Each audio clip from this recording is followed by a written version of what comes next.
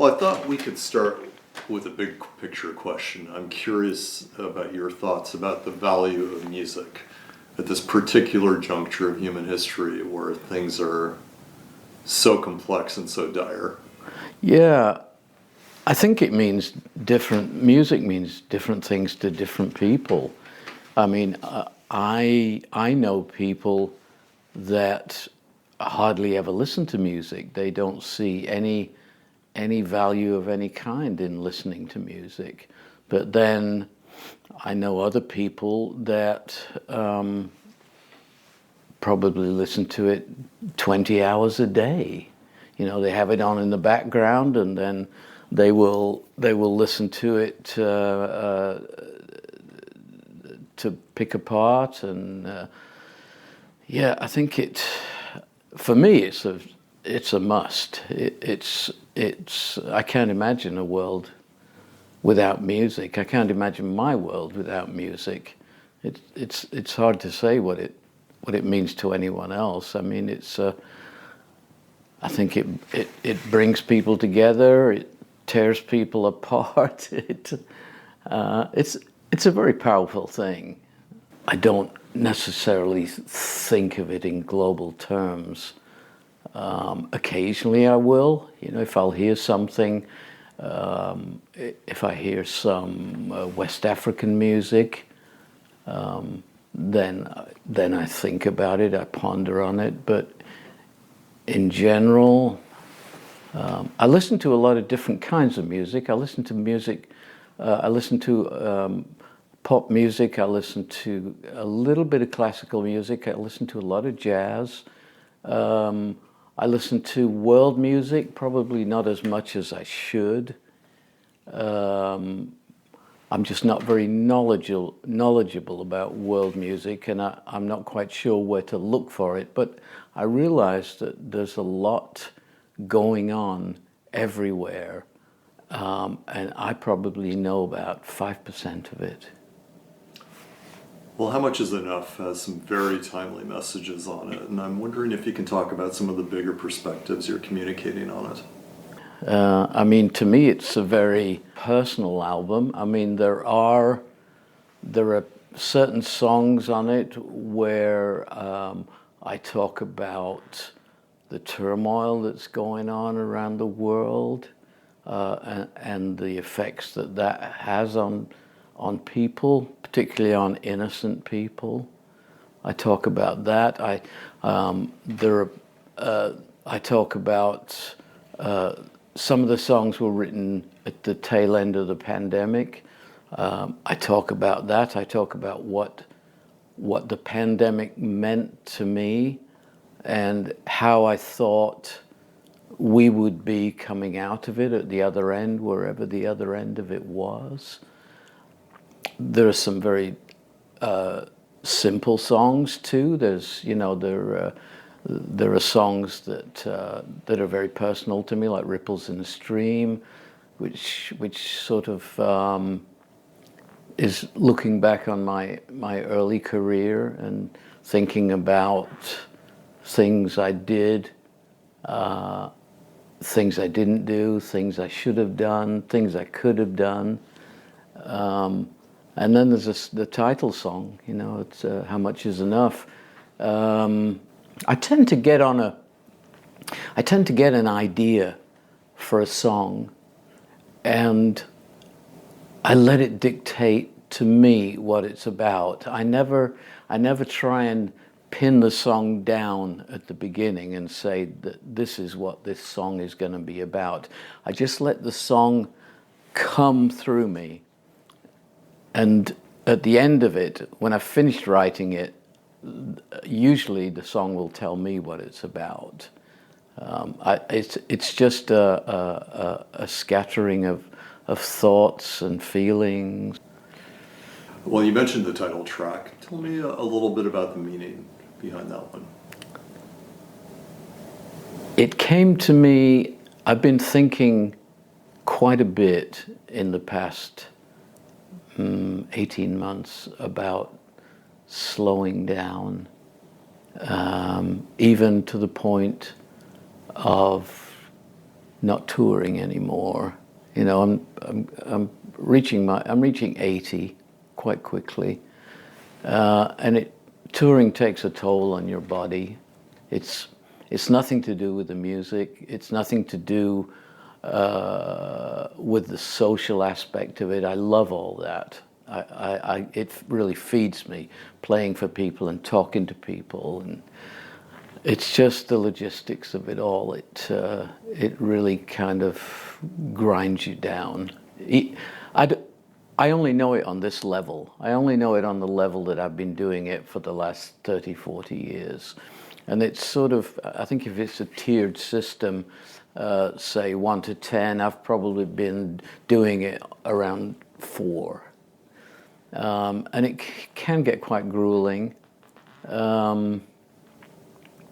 And I started thinking about all that stuff, and the thought came to me, how much is enough? It's not an easy question to answer, because A, how do you stop being a songwriter? I've thought so much about that. How can I stop being a songwriter? And I've come to the conclusion that I can't. Unless the well runs dry, there's no way I can stop being a songwriter. The only thing I can do is slow down the system. So I can be a lot more choosy about where I go and how I go there when I tour.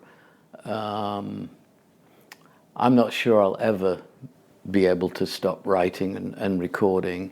And I'm one of those people that I cannot just do it for myself. I need to document all that stuff and send it out into the world.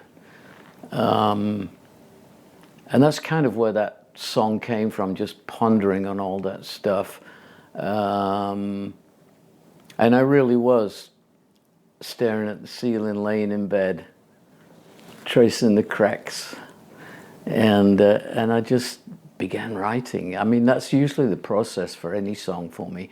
I get a starting place and I just write, and I write until there's nothing more to say, really. Sometimes I edit it, sometimes it doesn't merit being edited, sometimes it's just perfect in the form it's in. You describe this as possibly your last solo album, but it is also subtitled Volume 1. That's a joke, really. Oh, yeah, okay. that's just a silly joke to put Volume 1. It's a teaser. I am saying, I think with The Art of Obscurity, I said that was possibly my final solo album. This one, I am saying that I will not record another solo album after this one. That doesn't mean I don't have anything in the can. But after this one, there are a couple of projects that I want to chase after, and just kind of move away from the solo thing and work with some other people and do some recording and writing that way. So I think I'm 80% certain at this point that let's call it 90, that this will be my final solo album. All right. Well, I wanted to explore a few other songs, and let's explore The New Dark Ages. Okay, that's the song that came out of the pandemic, the tail end of the pandemic, and it's a song that is split between thinking about where we were at the tail end of that, and I have a teenage daughter, and just kind of wondering what the world holds for her. You know, she was coming out of the pandemic, she was 17 years old, and it's a fragile age. I know when I was 17, I didn't really know what I wanted to do, what I wanted to be. And she's in that same place, and I'm just not sure if she has all the same advantages that I had in the 60s coming out of being a teenager. And that's basically what that song is about. I'm exploring, I'm looking at the tail end of lockdown, and then I'm looking at my teenage daughter, wondering what the future holds for her. Is she's a digital girl about her as well? That's about her too, yeah. In fact, she sings on that one with me too. Yeah. Digital Girl is pushing it a little bit, but it's nice poetry. She's a typical 21st century teenager. Telephone. That's her sole means of communication, not with phone calls. You know, I've seen her with her friends sitting someplace and they text. They don't speak to each other. They text each other, which I find quite fascinating and quite sad at the same time. I try and encourage her to read books. It's an uphill struggle, and she'll go in stages, reading a little bit, but ultimately she becomes bored with reading books, which I find hard to understand. I'm an avid reader. I love reading. I've always got a couple of books on the go at any given time. So in some aspects, I guess she's living in a digital age. That's more to the point. And everything she does is directed, all her communication is directed through her telephone. How does the song I Walk relate to what's happening around the world these days? Well, it's very much a source of inspiration for me. It's a real thought process. Every other day, I live in a small town, 17,000 people in the south of Holland, and on the edges of the town there are lakes and woods and forest, and I head in that direction and walk usually for an hour and a half, 2 hours every other morning. And while I walk, I just open my mind, and whatever begins to happen happens, whether it's songs. A lot of the time it's a great songwriting experience for me, lyric writing. Other times I just observe and think about the day, think about the week, think about the world. I look forward to my walks. I really look forward to them because I know there's going to be something unexpected will happen, some kind of thought process that if I'd stayed home and sat in the backyard, it wouldn't happen for me. Well, I wanted to explore rhythm and blues as well, and how that one encapsulates some core influences for you. My mom was a piano player, an amateur piano player. She played piano in a little band in the army in the late 40s. She absolutely loved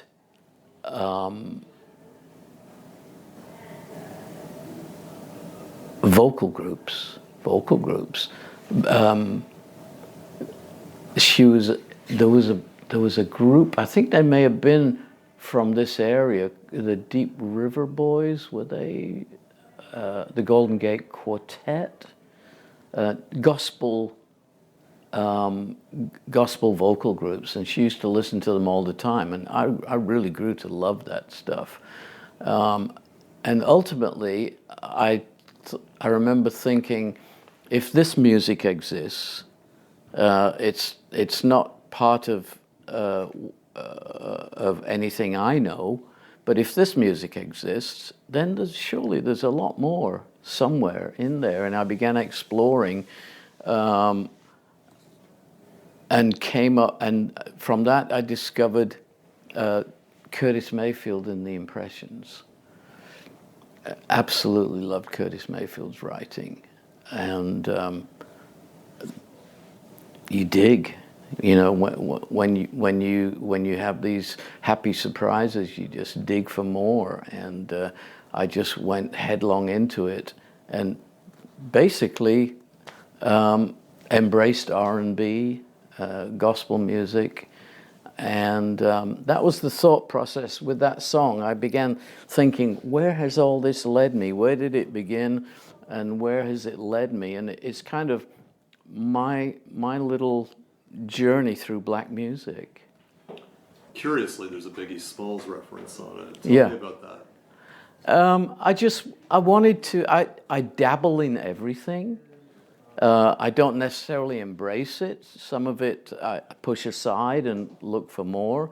But I was aware of Biggie Smalls. I didn't necessarily care for what he did. I'm more of a Stormzy guy. But I just wanted to make that point that type of music is not unfamiliar to me. And it's all interconnected. It's all interconnected, absolutely. Yeah, it's all a process. Yeah. This album features very, very creative arrangements. It's incredibly diverse in that way. Do you want to talk about the sort of arrangement philosophy this record represents? I think the more complicated arrangements are probably co-writes. Rhythm and blues is a co-write. I wrote the lyric, and I had an idea for the melody. The chorus came first. The chorus melody is based on.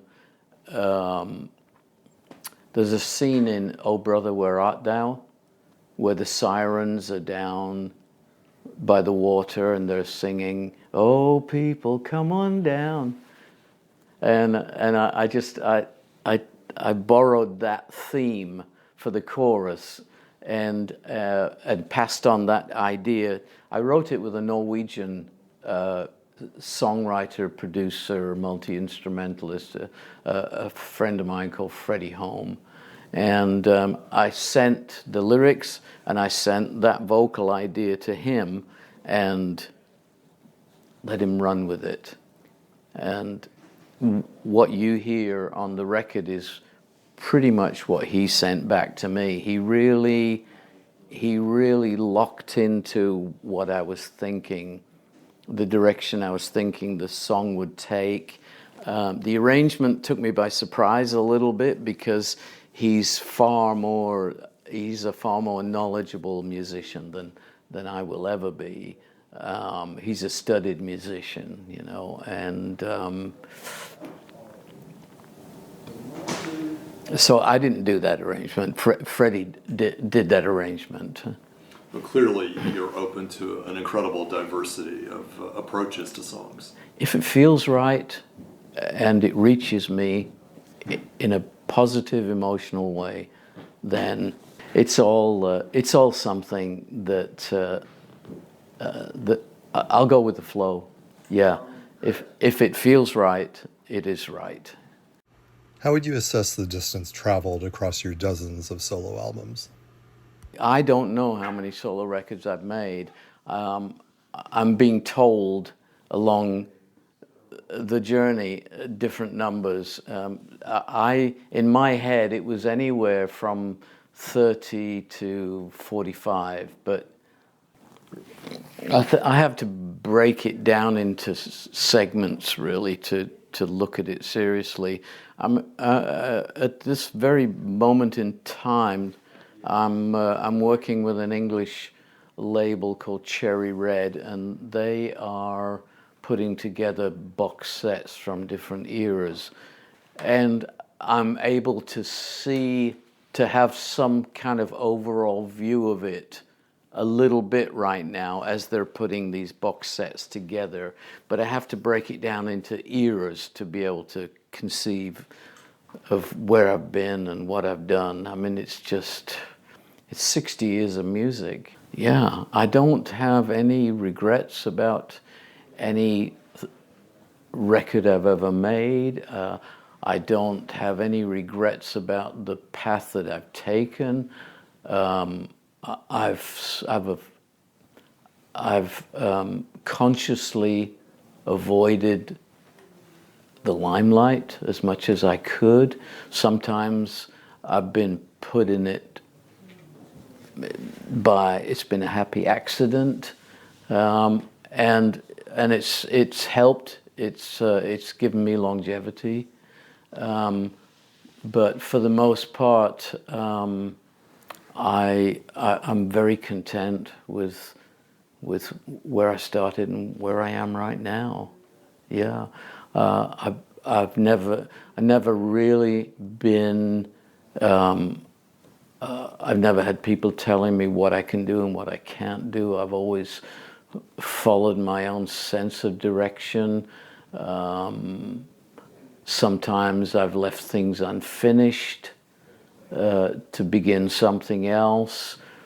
But I think when you've been blessed with being in music as a writer and a performer for so long, you can't really have regrets because the overall picture tells the story.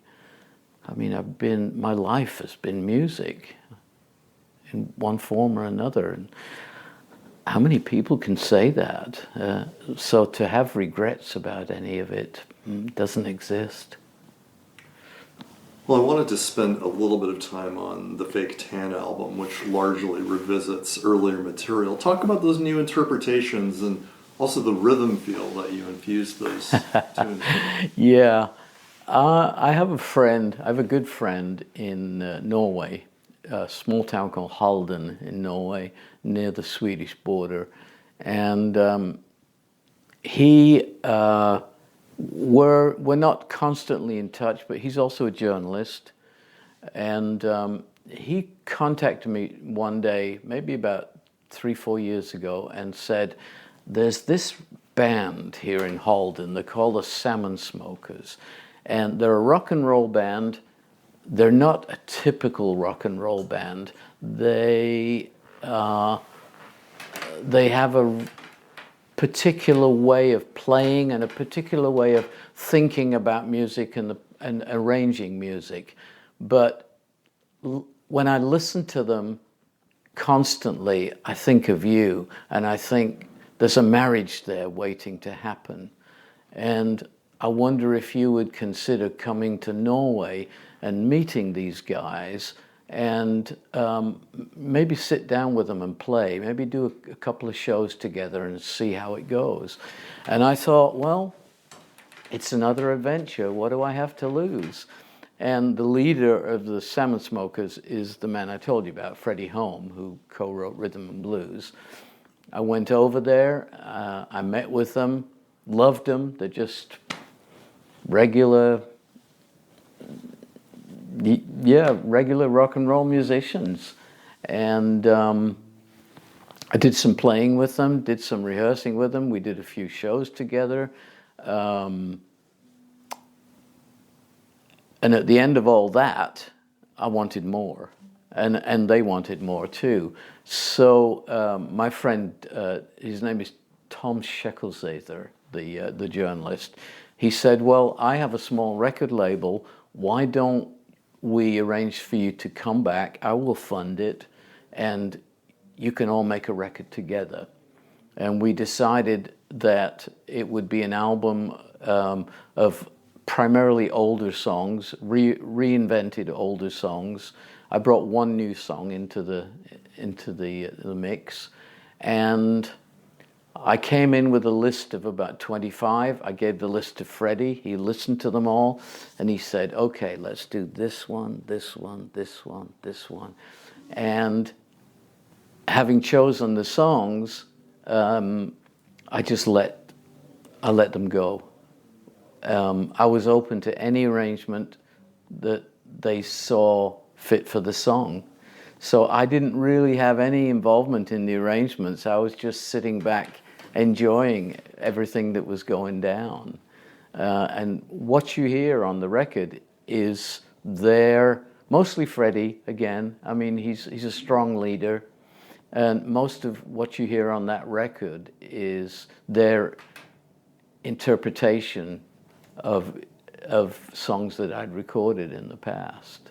I loved that process. I had such a wonderful time doing it, and watching them and listening to them open these songs up and building themselves into the songs. I mean, the way they arrange them, it's pure Salmon Smokers. They're just, and I'm in awe of them as a band, and I'm in awe of Freddie as a band leader and a songwriter and an arranger. Tell me about the new song I Threw My Hat In. It seems to be a historical exploration for you.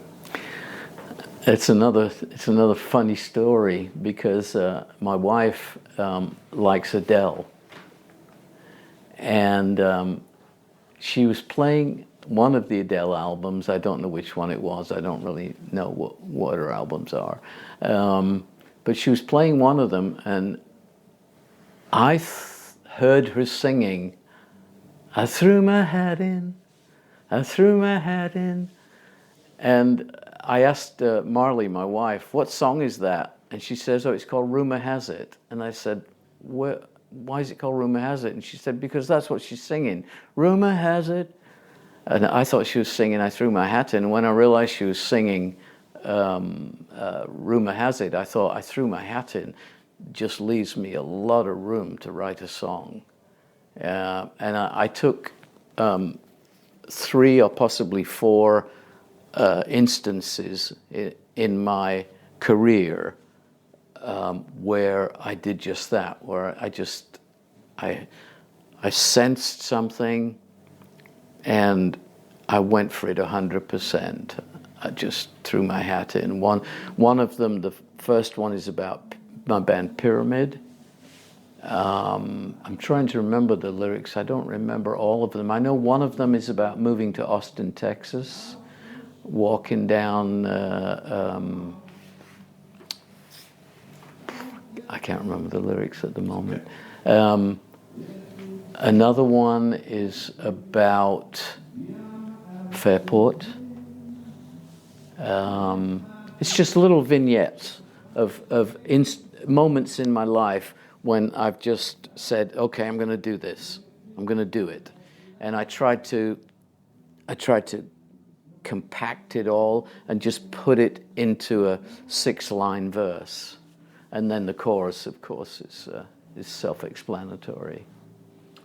Now, your LP prior to Fake Tan was the Woodstock album. Again, you're reimagining songs, this time classic covers. Tell me about your interest in that and what you brought to it. Coming out of the pandemic again, actually in the pandemic, thinking about coming out of it, I have a Dutch version of Matthews Southern Comfort that has been ongoing and ever-changing for 15, 17 years since I've been in the Netherlands. And we're a good live band. It's a quartet, primarily acoustic. It's 2 acoustic guitars, electric guitar, mandolin, and electric keyboard on the other side. So it's primarily acoustic. And I wanted to try and find a way to continue that coming out of lockdown, and to make sure that MSC could stay as an active live unit. And we talked about making another album just to announce that we're still here. We didn't think that a new album of original songs was necessarily the right thing to do. We needed to have a little more impact. So we talked about doing an album of someone else's songs. We went through lots of scenarios talking about who it might be. At one point, I contemplated doing Bowie, but then listening to Bowie's songs, I just couldn't see any other way of doing them. They were all so perfect the way they were. And at some point in the discussions, one of the guys said, "Well, the rock you lean on is the song Woodstock. Why don't we look at all the songs that were performed at Woodstock in '69 and do interpretations of those songs?" And this big light bulb went off in my head. It just felt right. And we listened to everything that was ever played at Woodstock, and slowly narrowed it down to 15 songs.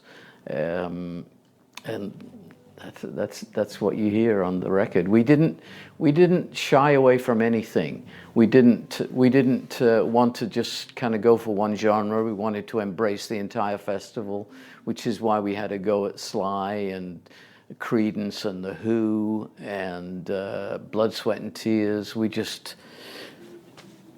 And put them alongside John Sebastian and Tim Hardin, and we just wanted to give as wide a spectrum as we possibly could.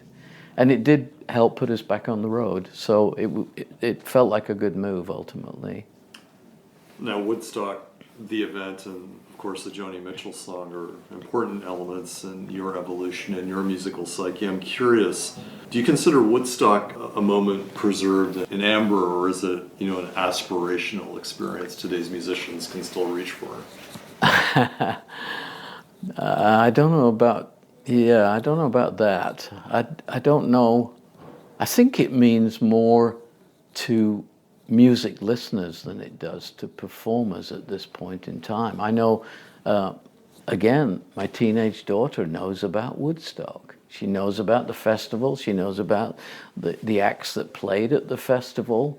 I think it's a generational thing that it's like the Beatles. It just, every generation somehow finds out about it and embraces it. It just keeps rolling and rolling along. Do you have a perspective on why today's songwriters are so reticent to explore real issues in songs in the way you did in the 60s and 70s in your contemporaries? All I know is that in my own simple way, I'm not afraid to do it. I like to look at world issues and just kind of put my own little view forward. Yeah, you may be right. Yeah, you may well be right. You told me you can still get nervous before performing. Why is that still the case after decades of doing I this? don't know. I honestly don't know. I think I'm anxious. I think it's more of an anxious feeling than a nervousness. I'm still, even after 60 years, I'm still unsure of myself as a performer. I'm still unsure of any quality that I have. I'm nervous about whether an audience will like what I do, whether I'm doing the right thing. It's just this whole thought process that grabs me before I play. Having said that, within a song and a half, I'm fine. I just kind of, it just dissipates during the first 5-10 minutes. It sounds like it's a healthy thing. It is for me. Yeah, it keeps me alert at the beginning, and it eases me into whatever state I get into during the show. Yeah. You've experienced every version of the music industry across your career. What's your perspective on the current situation, and what's your approach to handling it? For my book, there is no music industry anymore. There's a corporate industry that plays around with music because it can, on a certain level, be a money-making machine. But to compare it with, even with the 70s, I don't see any similarities at all with what's going on today and what was going on then. I've heard musicians that have been signed to new deals talk about a thing called a 360 deal, where the record company takes a cut of everything you do and everything you will ever do in the future. And quite honestly, I find it abhorrent. I don't consider there to be a music industry anymore. Any thoughts on the current streaming debacle? I don't care for it, but I realize it's it's a as an artist, it's a tool that keeps my head above water. It doesn't pay the bills in any way. For me, it's kind of an elite way of stealing stuff, stealing music, stealing income. But at the same time, it keeps the profile going. I have an okay streaming profile, and if that's what it takes to keep my head above water, then that's what it takes. I don't get precious about it. I just go with the flow. What would the A&R man version of Iain Matthews have to say about the world musicians live in at the moment? Well, I was a shit A&R man, quite honestly. I wasn't a very good A&R man. I consistently felt that I wanted to take the side of the artist, but had to take the side of the company. And it was a consistent to and fro thing inside of me that I never fully came to grips with. I think if I was an A&R man now, not that there are any A&R men anymore, but if I was an A&R man now, I wouldn't last a week. How does spirituality inform your music? I think on a certain level, it exists in everything I do. I'm not a religious person, but I do believe in a higher spirit. I do believe in a guiding force. I don't have much tolerance for organized religion. I've read quite a bit of spiritual work in the past, and I think as a songwriter, I listen to my heart, and I think I'm guided by spiritual decisions a lot of the time. How does that manifest itself? Being content with the decisions that I make, feeling that ultimately whatever decision I make is the right one, whether it appears to be the right one or not. I'm very comfortable with decisions I make. I'm not regretful about that kind of thing. I believe that I'm guided into making whatever decision I do, and it must be the right one. And I just go with the flow. That's all I have for you. Thank you so much. I enjoyed it.